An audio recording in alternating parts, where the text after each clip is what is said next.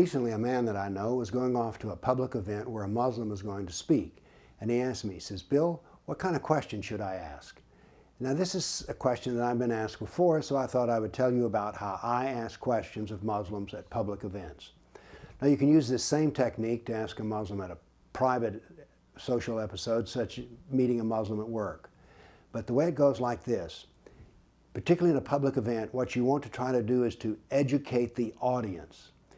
It's not probable that you're going to ask a question of a Muslim which is so shocking that he falls apart or just looks terrible in front of the audience. So we want to ask a question that will educate the audience. This means to say something about Islam and ask a question about it. Now, you may say, well, I don't know enough about Islam. What you want to do is to ask a question about Muhammad, not about Islam. And the other thing is, you do not want to bring up the Quran unless you're pretty skilled at it, or that just refer to it in an oblique fashion. Stay with Muhammad. He's easy to understand. Dealing with the Quran is tricky business. So here's an example.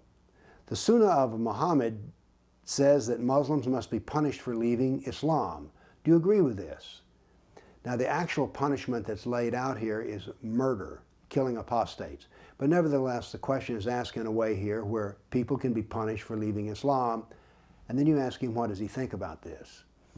You're educating the audience in the fact that they have probably heard this, but now then you're bringing it up again. Muhammad was a killer of pagans, Christians, and Jews who did not agree with him. Do you agree with his example? You've educated the audience into the fact that Muhammad was a Jew killer, a Kafir killer, a Christian killer. So, you've done an educational thing, and you've asked a difficult question. Muhammad repeatedly advised Muslims to deceive Kafirs to advance Islam. Now, Kafir is a non-believer. And I always refer to myself as a Kafir in the situation that I'm dealing with a Muslim.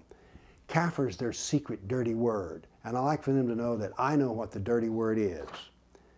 Sort of puts them on notice. Muhammad repeatedly advised Muslims to deceive Kafirs to advance Islam. The Quran has over 90 verses that say that Muhammad is the perfect example for Muslims to follow. Do you follow the perfect example of Muhammad?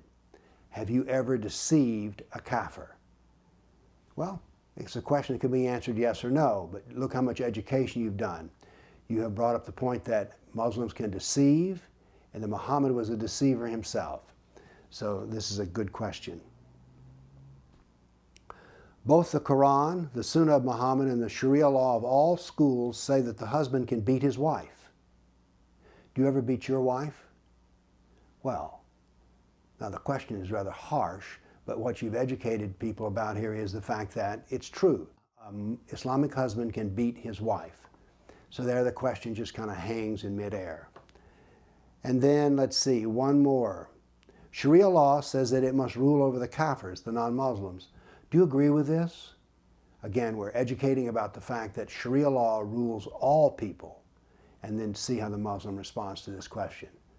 So the next time you want to ask a question to a Muslim, bring up a point of Islamic doctrine that involves Muhammad, and then ask the question about that.